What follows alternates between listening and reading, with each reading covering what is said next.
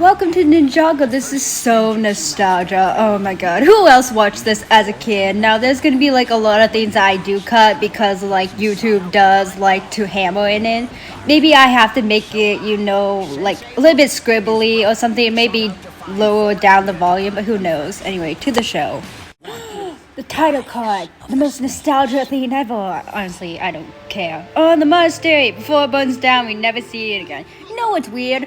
Before these episodes, there's this pilot season that's not in Ninjago like whatsoever. They like completely forgot about it. I'm like, hey, the pilot seasons are important. Why are we forgetting about it? And also Master Wu's mysterious tea, which he just leaves. And also the ninjas aren't training. When are they ever training, Wu?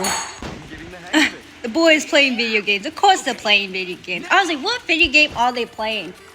It looks like a fighting game. It makes no sense. Also, Wu is a joke for unplugging the TV. Come on, Wu. Let them have fun for a little while. You can't expect them to train 24/7. That's unreasonable.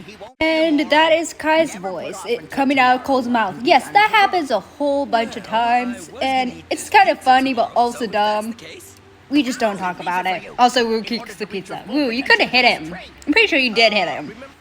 I like how Wu says, there's so many secrets you have yet to discover. There's so many secrets that you're keeping from the ninjas, Wu. I bet you keep a secret right now. And he is coming in, telling them Lord Garmadon's come back. Wu, shouldn't you deal with that? Isn't he your brother? And also, the ninjas are tripping over themselves because they haven't trained. And Nia looks unimpressed. That's how she should look. The dragons! And also, Zane almost died. He got like hit and it just like did this boingy thing. It was so weird. And also the ninjas suck. I like how everyone assumed that it was Lord Garmadon, but yet Lloyd does exactly sound like his father's menacing laugh. Honestly, Lloyd, have you been secretly hanging out with your father and has not told anyone? This is child endangerment. You guys should not do this. And also, earlier in this episode, they said Lloyd had run away from his boarding school again. This means that the ninjas 100% have ran into him probably and done the same thing before. Wu, this is your nephew. Shouldn't you do something? The thing that Jay is holding is not cotton candy. That does not look like cotton candy at all. And they discovered the prophecy of the Green Ninja. This was actually a really cool prophecy, and I always wondered when I was like first time watching it. I had no clue it was going to be a Lloyd. I was like, which ninja was going to be the Green Ninja? Because honestly, I didn't pick it up that Lloyd was going to be a ninja. I just thought he was just going to be that random child that's just like interrupted the ninjas or whatnot. And also I like how they do not question how Zane can read this. He's just like, you know what, he's the teen weirdo, he can read this, whatever. How far did Lloyd have to walk to be trapped in a blizzard? Dude, are you not cold? Like, what the hell? You should not be doing this. And he's gonna find a tomb, which honestly is super cool that Lloyd finds it. And also it's buried underneath like the snow, so of course no one would find it. Now you see the hypnoboy trying to like hypnotize Lloyd.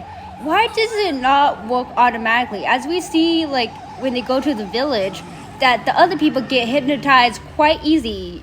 Or was Lloyd too far away for it to not work, or what's the deal? And the ninjas have finally decided to use their golden weapons first time in forever to find out who's the golden ninja. And Nia leaves. She's like, you know what, I'm not dealing with this. You know what, good call, Gully. And the ninjas have discovered that they cannot control the golden weapons. And Wu has come to save their ass, like usual. Hey Wu, maybe don't get the hopes up. Did you forget your last student that you led to their doom? Yeah, he's dead. And Lloyd is now stealing candy because he's now the leader and he deserves all the candy. And look, see, they're clearly hypnotizing the people, but I'm guessing because they're a lot closer, they can't hypnotize them, unlike Lloyd. And Nia is hiding. Yeah, hide. I'm so glad when this Fox vision thing is destroyed. It was so OP and overpowered, and I honestly did not like it because it was just telling Wu like what was gonna happen. I was like, oh, cool trinket, but it just felt too overpowered for me. And Nia has showed up to tell them information. Of course she would know this information. She's been in town and seen it all. And Jay decides to be a jerk by saying, "You're just an honorable ninja. You don't really have any skills. Jay, you're rude and sexist." Now we can clearly see that the ninjas are doing a lot better at fighting the snakes this time, because guess what? They actually train, so they know what they're doing. Well, that battle was clearly easy to win, but yet they're being leaded by a kid. And here comes Cole to get hypnotized and also to get the anti-venom. You know what I wish kind of happened? That Cole kind of stayed actually evil, because he's only kind of evil for I think 2 episodes, and then it never happens again. I'm pretty sure you're still under Scales' hypnotic state. And also this fountain doesn't cure him, but a lot of people says it was because he was standing on top of the fountain, not in the mist theme, which makes sense, but also doesn't make sense. Master Wu, what are you doing here? Have you been here the entire time? Also, your nephew has escaped. Are you gonna run after him? No? Okay. Great uncle you are. You get your own dragon when plot convenience has decided to happen, Nia, because the writers decided they no longer wanted to keep you as a samurai. They wanted to make you a ninja for some weird reason. And also Lloyd is complaining about stomachache, of course, because he ate so much candy. And Scales is getting tired of his general being possessed by an actual child. And now we finally learn that Cole is still possessed by Scales, and is still possessed by Scales till the end of days.